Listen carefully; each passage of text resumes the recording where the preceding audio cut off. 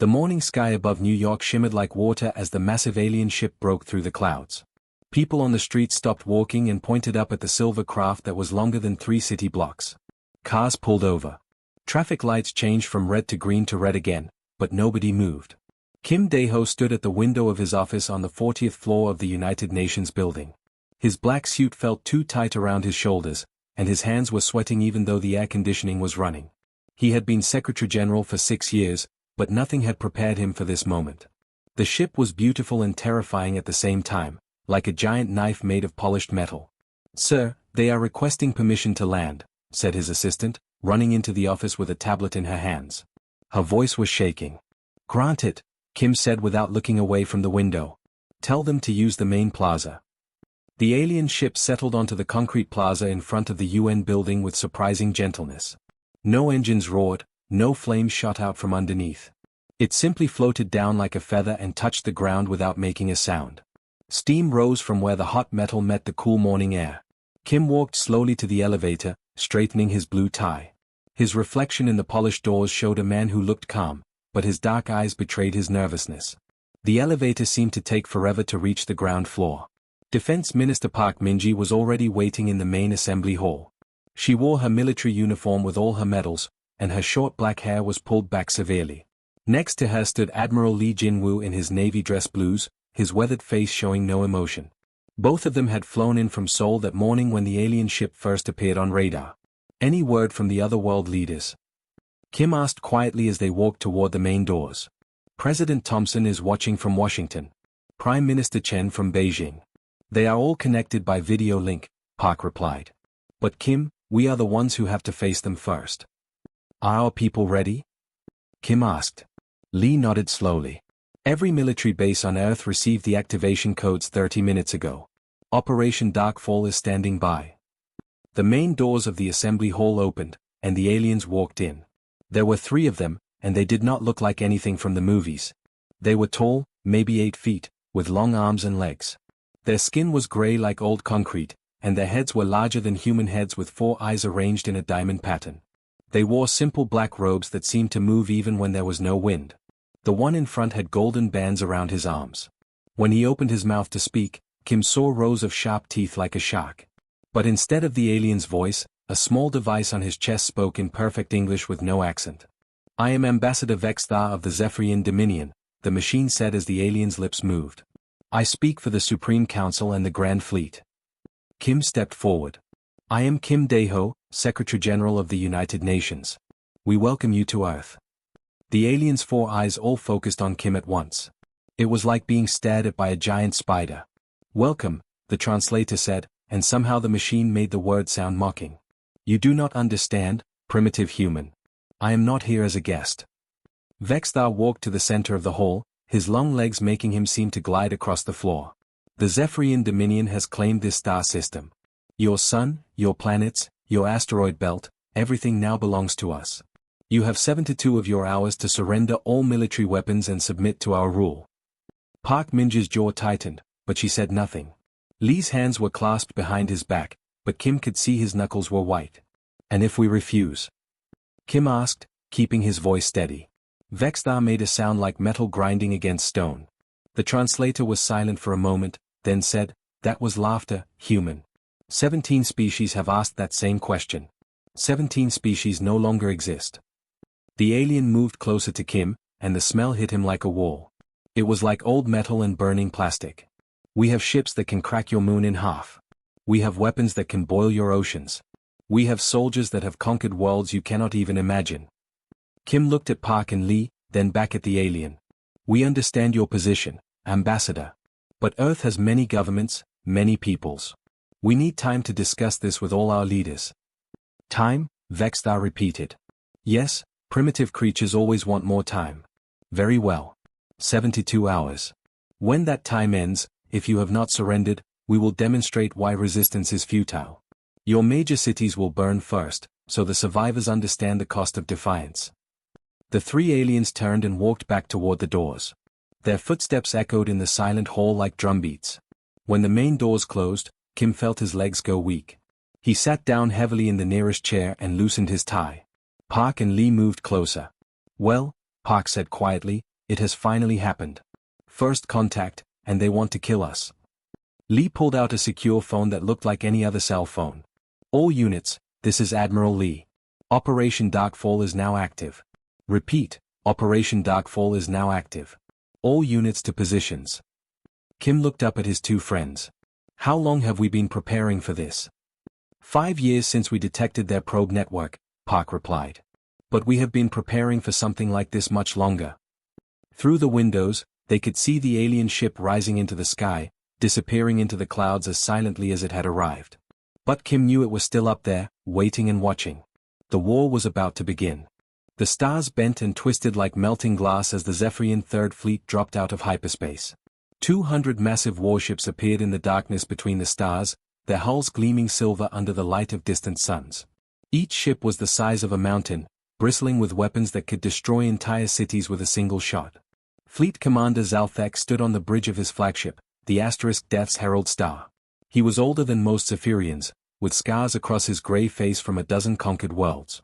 His 4 eyes scanned the tactical display showing 12 human colonies spread across 3 star systems. Small worlds with small cities, just like all the others his fleet had destroyed. Look at them, Zalthek said to his officers. Pathetic little lights in the darkness.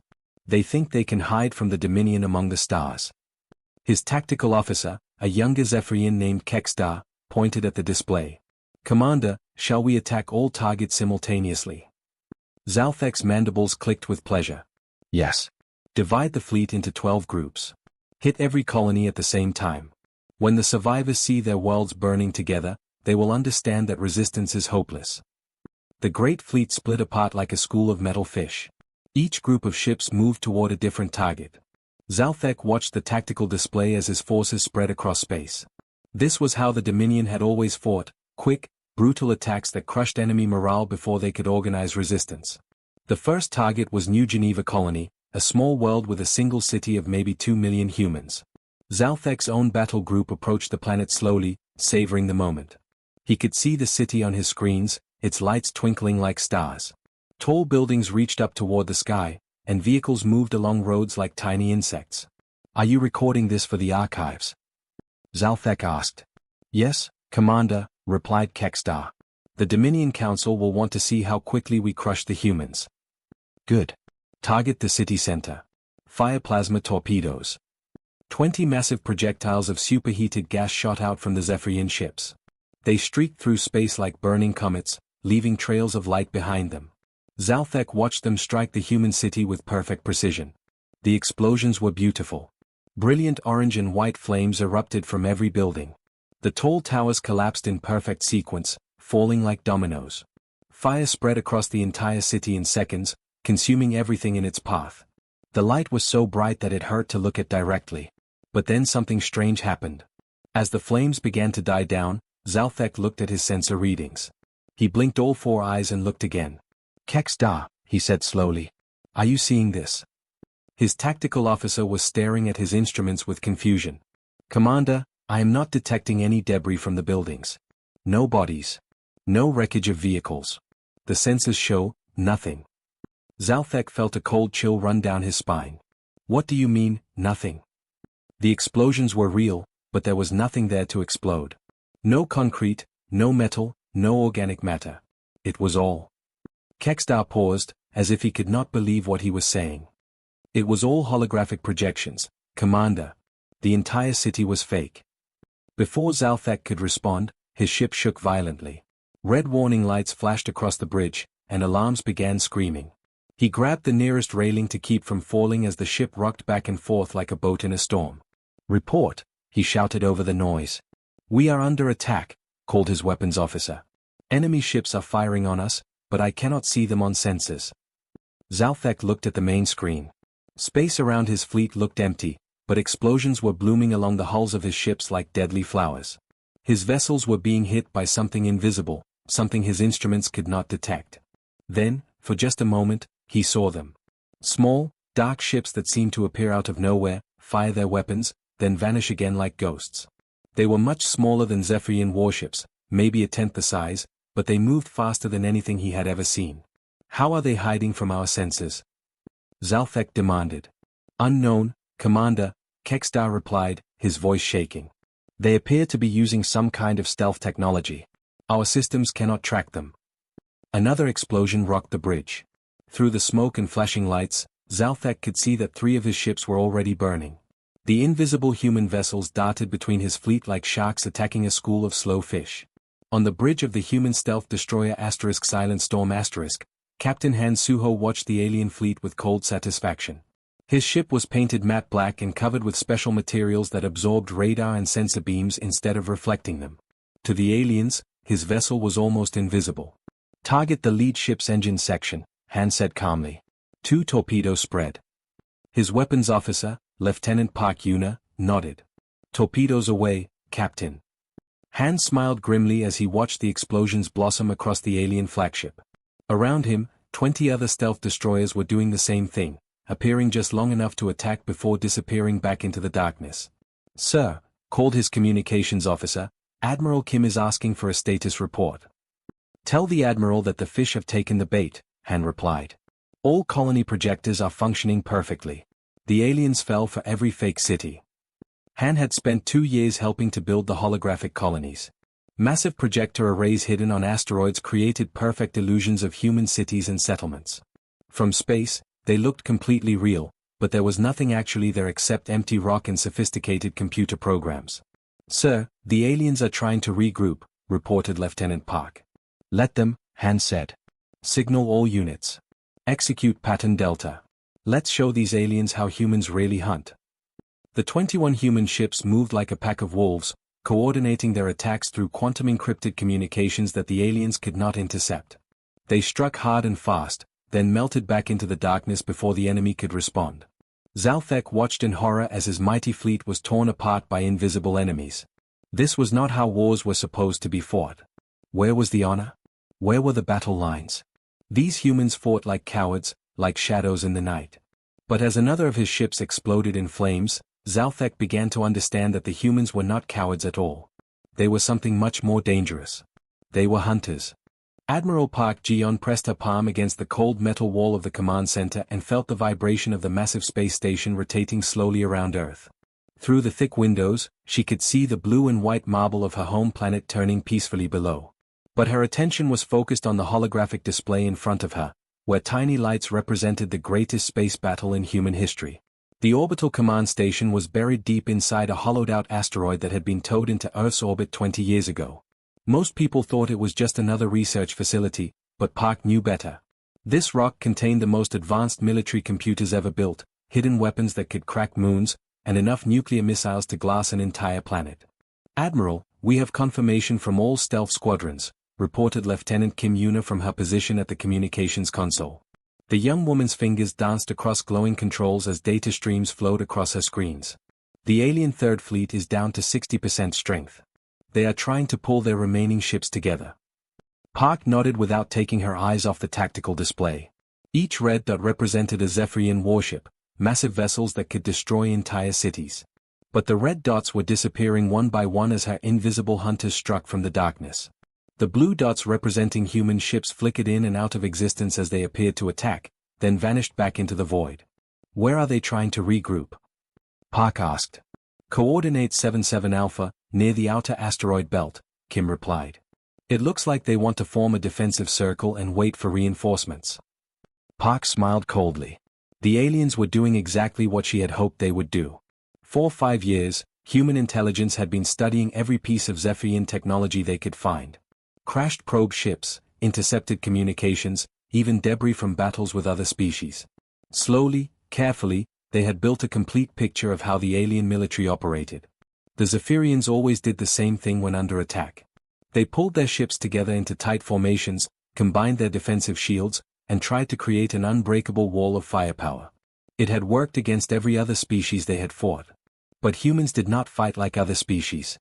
"Negative," Park said firmly. "Do not attack their regrouping position. Let them think they are getting organized. I want them packed together as tightly as possible."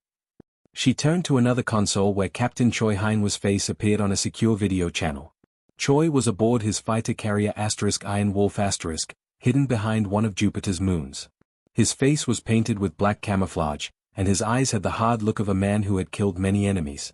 "Captain Choi, Are your birds ready for the Prometheus Protocol? Park asked. Choi's grin was sharp as a knife. 24 fighters loaded and ready, Admiral. My pilots have been waiting for this moment their whole lives.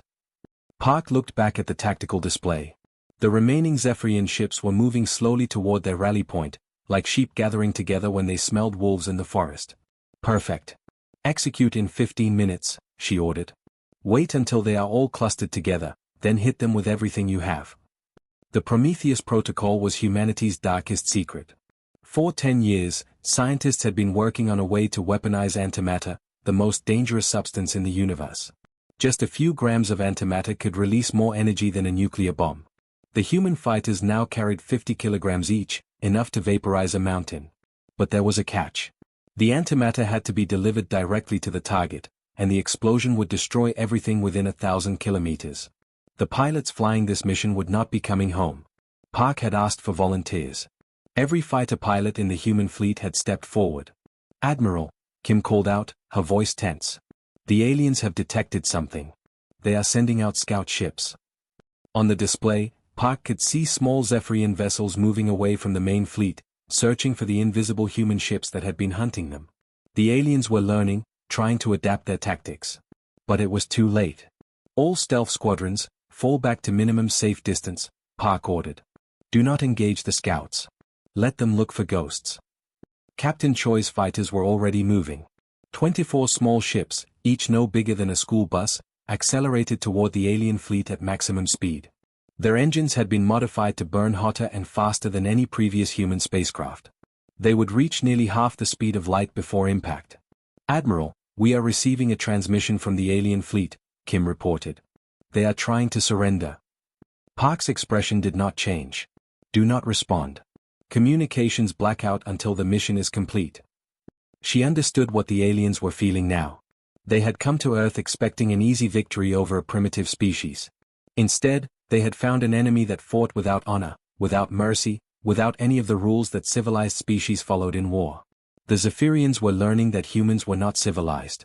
2 minutes to target. Choi's voice crackled over the comm. All fighters report ready. Admiral, it has been an honor serving with you. The honor has been mine, Captain, Park replied quietly. Give them hell.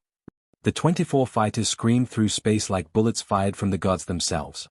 Behind them, they left trails of superheated plasma that glowed like new stars.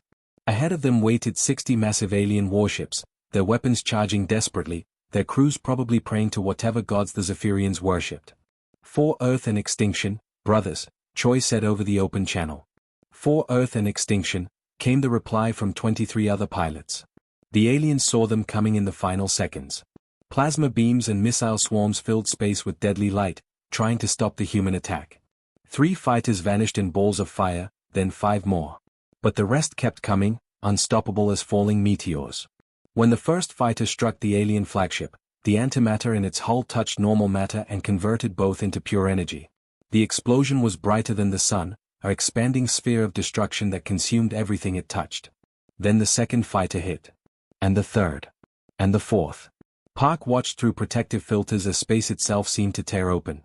The light was so intense that it overloaded the sensors on her space station, even from thousands of kilometers away. When the glare finally faded, where 60 alien ships had been floating moments before, there was nothing but empty space and expanding clouds of glowing gas. My God, whispered Kim Yuna. Park stood in silence for a long moment, thinking about 24 brave pilots who had just given their lives for humanity. Then she turned to her communications officer. Send a message to all human ships, she said. Phase 1 is complete. Begin Phase 2. Hunt down every alien ship in the system. Leave no survivors. The real war was just beginning. Dominator Kethval stood in his private chamber aboard the flagship Eternal Dominion *, staring at the holographic reports floating in front of him. His 4 hands shook as he read the same impossible words over and over again. Third Fleet destroyed. 200 ships gone. No survivors. In 300 years of commanding Zephyrian forces, Kethval had never lost more than a few ships in any battle. The Dominion war machine was perfect, unstoppable. They had conquered 4 to 7 different species across the galaxy. Some had surrendered quickly. Others had fought bravely before being crushed. But none had ever done this. Impossible, he whispered to himself. Humans are primitives. They barely have space travel. His aide, a nervous young Zephyrian named Veltar, entered the chamber carrying more data tablets. Dominator, we have additional reports from the human system. Our probe ships detected massive movement of human vessels, but they cannot track them properly. The humans appear to have stealth technology superior to our own. Kethval swept the holographic displays away with one massive arm. The projections scattered like frightened birds before disappearing. Stealth technology? They are barely out of their caves. How can they have better technology than the Dominion? Sir, there is more, Veltar said quietly. The humans have begun attacking our outer colonies. But they are not using normal weapons. They are. He paused, as if the words were too terrible to speak. They are what? Kethval roared. They are throwing rocks at us, sir. Asteroids. But moving at incredible speeds. The asteroid that hit Colony 7 was traveling at nearly a quarter of light speed. It cracked the planet's crust. 15 billion Zephyrians died instantly. Kethval felt his blood turn cold. No civilized species used asteroids as weapons. The energy required to accelerate such massive objects was enormous, and the destruction they caused was beyond anything acceptable in galactic warfare. There were rules, agreements between species about how wars should be fought. Mobilize the entire armada, Kethval ordered. Every ship, every weapon, every soldier. We will crush these humans completely. Within days, 3,000 Zephyrian warships gathered in space near their home system. It was the largest military force ever assembled in galactic history. Each ship was a masterpiece of alien engineering, equipped with weapons that could sterilize planets and shields that could withstand the heat of stars. This fleet had conquered half the galaxy, and now it would erase humanity from existence. But when the Armada reached the human system, they found something that changed everything.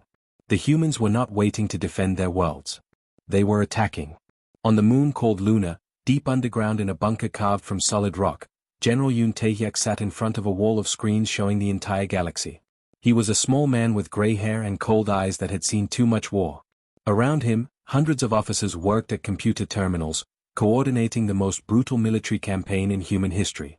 General, called Major Kim Sulji from her position at the intelligence station. Our deep space scanners show the alien main fleet has arrived. 3,000 ships, just as predicted. Yoon did not look up from his tactical display. Good. Are the planet crackers in position? Yes, sir. All 6 are targeted on their primary breeding worlds. We can commence bombardment on your order. Planet crackers were humanity's newest and most terrible weapons. They were massive machines that could be fired into a planet's core, where they would detonate nuclear charges powerful enough to split worlds in half. The technology had been developed in secret over the past decade, tested on dead planets in empty solar systems where no one would notice. Sir, said Colonel Song Yejin from another console, we are receiving surrender offers from several Zephyrian colonies.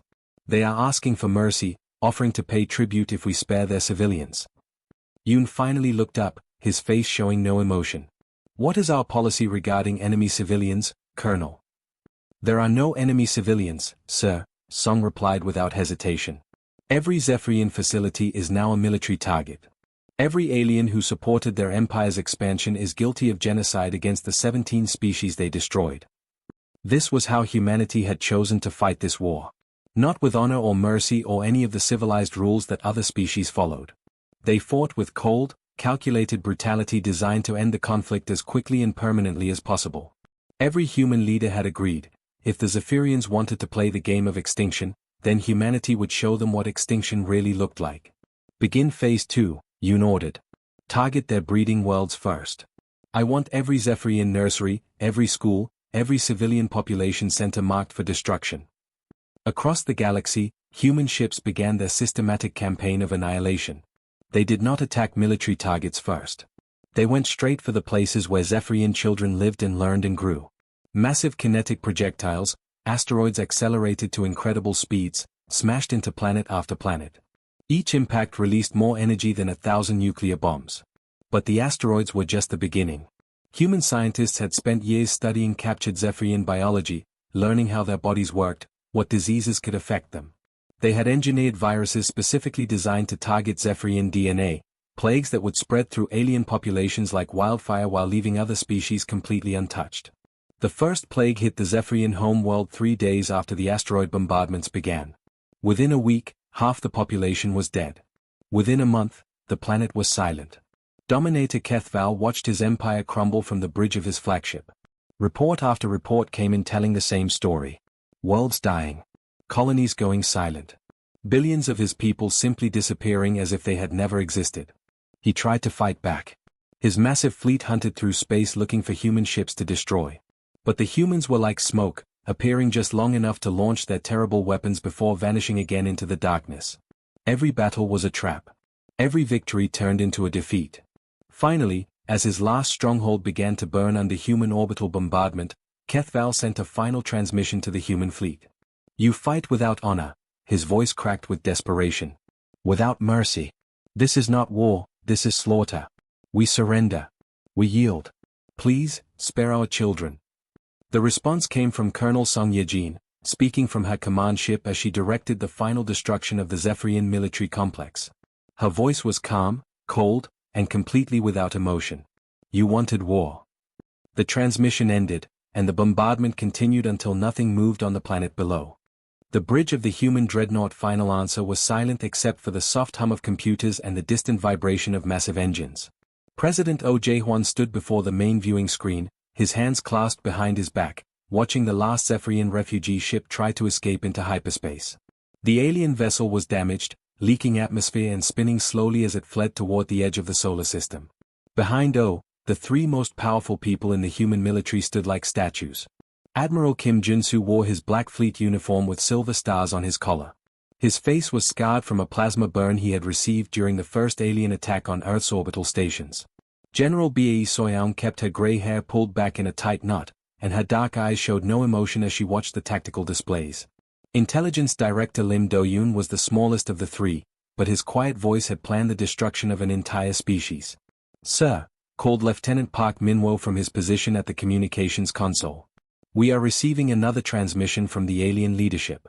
Supreme Overlord Nexthal is requesting immediate communication with you personally." Oh nodded slowly. "Put it through." The main screen flickered, and the face of the last Zephyrian leader appeared. Nexthal looked nothing like the proud aliens who had first come to Earth with their ultimatum. His gray skin was pale and sick-looking. His 4 eyes were wide with terror, and his mandibles clicked nervously as he spoke. Behind him, his command bridge was dark and filled with smoke from damaged systems. "Human President," Nexthal's translator crackled, the machine's voice breaking with static. "I am Supreme Overlord of what remains of the Zephyrian Dominion. I formally surrender all remaining forces to your authority." Oh said nothing, his face showing no expression. "Please," the alien continued, his voice becoming more desperate. "We offer everything we have. Our technology, our remaining ships, our knowledge of the galaxy. We will serve humanity as slaves if you wish. We will worship your species as gods. Just, please, stop the killing." Admiral Kim stepped forward. "How many of your people are left, alien?" Nexthal's translator was quiet for a long moment. Perhaps 50,000 across 12 refugee ships. Once we numbered in the hundreds of billions across 4 to 7 worlds. Now." His voice faded. General Bae consulted a tablet in her hands. "Our intelligence reports confirm those numbers, Mr. President. We have accounted for the destruction of all major Zephyrian population centers. Their military is completely eliminated. Their planets are dead or dying." Oh finally spoke, his voice calm and measured. "Supreme Overlord Nexthal, do you understand what you have done?"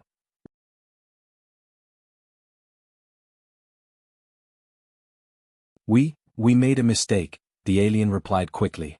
"We should never have threatened Earth. We underestimated human capabilities. But surely you have made your point. The war is over. We surrender unconditionally." "You destroyed 17 species," Oh continued as if the alien had not spoken. "Billions of innocent beings across the galaxy. You came to our world and threatened to add us to that list. You told us we would join the 17 others you had exterminated." Director Lim moved to Oh's side. "Sir, we have confirmed locations of all remaining Zephyrian ships. Our hunter squadrons are in position to finish the job within the next 6 hours." On the screen, Nexthal's eyes grew even wider. "No. Please. We have children on these ships. Innocent civilians who never participated in the wars of conquest. They have done nothing wrong." Oh turned away from the screen and walked to the large window that showed the darkness of space.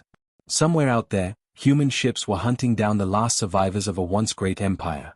He thought about the 17 species that the Zephyrians had wiped out completely.